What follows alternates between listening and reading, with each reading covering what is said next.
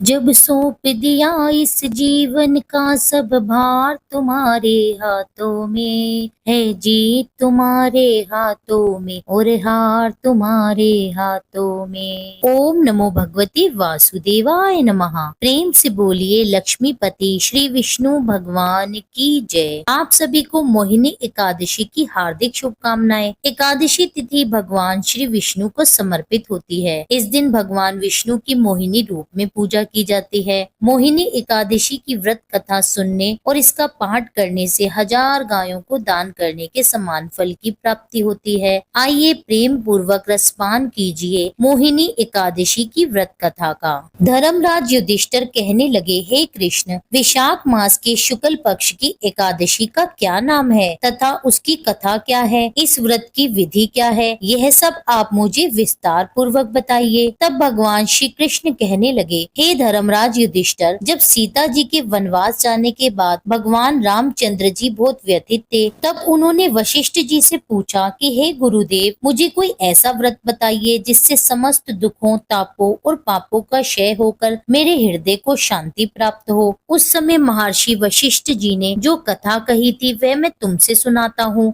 महर्षि वशिष्ठ जी बोले, हे राम, आपने बहुत सुंदर प्रश्न किया है। आपकी बुद्धि अत्यंत शुद्ध और पवित्र है। यद्यपि आपका नाम स्मरण करने मात्र से ही मनुष्य पवित्र और शुद्ध हो जाता है, तो भी इस लोक हित में यह प्रश्न उत्तम है। विशाख मास में जो एकादशी आती है उसका नाम मोहिनी एकादशी है। इसका व्रत करने से मनुष्य सब पापों तथा दुखों से छूटकर मोह जाल से मुक्त हो जाता है। मैं इसकी आपसे कथा कहता हूँ, आप ध्यान पूर्वक सुनो। सरस्वती नदी के तट पर भद्रावती नाम की एक नगरी में धुति नामक एक चंद्रवंशी राजा राज्य करता था। वहाँ धन धान्य से संपन्न और पुण्यवान धनपान नामक वैश्य भी रहता था। वे अत्यंत धर्मात्मा और विष्णु भक्त था। उसने नगर में अनेकों भोजनालय तथा प्याऊ, कुएं, सरोवर, धर्मशाला आदि बनवाए थे। सड़कों पर आम, जामुन, नीम आदि के अनेकों वृक्ष लगवाए थे। उसके 5 पुत्र थे जिनके नाम थे सुमना, सद्बुद्धि, मेघावी, सुकृति और दुष्ट बुद्धि। इनमें से जो 5वां पुत्र दुष्ट बुद्धि था वह महापापी था। वह पितर आदि को भी नहीं मानता था। वह वेश्या, दुराचारी मनुष्यों की संगति में रहकर जुआ खेलता था और पराई स्त्री के साथ भोग विलास करता था और मध्य मास का सेवन भी करता था।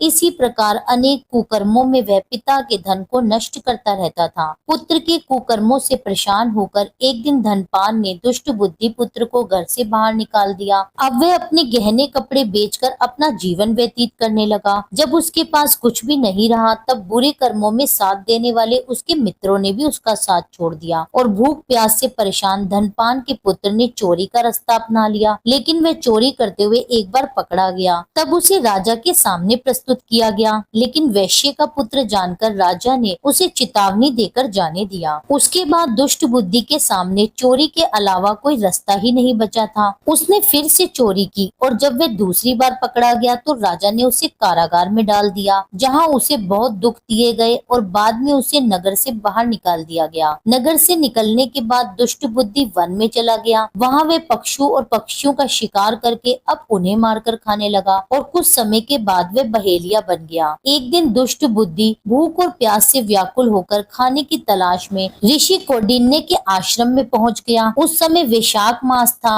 और ऋषि गंगा स्नान करके आ रहे थे। उनके भीगे वस्त्रों की छींटे उस पर पड़ने से उसे कुछ सद्बुद्धि प्राप्त हुई। वे कौंडिन्य मुनि से हाथ जोड़कर कहने लगा कि हे मुनि, मैंने जीवन में बहुत पाप किए हैं। आप इन पापों से छूटने का कोई साधारण और बिना धन का कोई उपाय बताइए। उसके दीन वचन सुनकर मुनि ने प्रसन्न होकर कहा कि तुम वैशाख मास के शुक्ल पक्ष की मोहिनी नामक एकादशी का व्रत करो, इससे समस्त पाप नष्ट हो जाएंगे। मुनि के यह वचन सुनकर वह अत्यंत प्रसन्न हुआ और उनके द्वारा बताई गई पूर्ण विधि के साथ उसने व्रत किया। हे राम, इस व्रत के प्रभाव से उसके सभी पाप नष्ट हो गए और अंत में वह गरुड़ पर बैठकर विष्णु लोक को गया। इस व्रत से मोह आदि सब नष्ट होते हैं। संसार में इस व्रत से श्रेष्ठ कोई व्रत नहीं है। इसके महात्म को पढ़ने और सुनने से 1000 गोदान का फल प्राप्त होता है। एकादशी का व्रत रखने वाले भक्तों को इस दिन सुबह जल्दी उठकर स्नान आदि से निर्वित होकर स्वच्छ वस्त्र धारण करने चाहिए। फिर भगवान सूर्य देव को अर्घ देकर भगवान विष्णु की प्रतिमा के सामने हाथ में तिल और जल लेकर मोहिनी एकादशी व्रत रखने का संकल्प लेना चाहिए। इस प्रकार कहना चाहिए, हे श्री हरि, आज मैं पूर्ण श्रद्धा और भक्ति से वैशाख मास की शुक्ल पक्ष की मोहिनी एकादशी का व्रत रखने जा रही हूँ या रखने जा रहा हूँ। आपकी कृपा से मैं इस व्रत को विधि विधान से पूर्ण कर सकूं, ऐसी कृपा आप मुझ पर रखिए। जो भी मनोकामना की पूर्ति के लिए मैं इस व्रत को धारण कर रहा हूँ, हे श्री हरि, आप मेरी वही मनोकामना अवश्य पूर्ण कीजिए। इस व्रत को रखने में यदि जाने अनजाने में मुझसे कोई भूल चूक हो जाए, तब तो आप उसके लिए अपना भक्त समझकर मुझे क्षमा कर दीजिए। इस प्रकार संकल्पित जल को भगवान के चरणों में अर्पित करके भगवान की पूर्ण विधि विधान से पूजा करनी चाहिए। भगवान विष्णु की पूजा के साथ आज आपको एकादशी वाले दिन केले के वृक्ष और आंवले के वृक्ष की भी पूजा करनी चाहिए। भगवान विष्णु और माता लक्ष्मी को पीला चंदन, फल, पुष्प, दीप, धूप, मिठाई अर्पित करके ओम श्री विष्णवे नमः,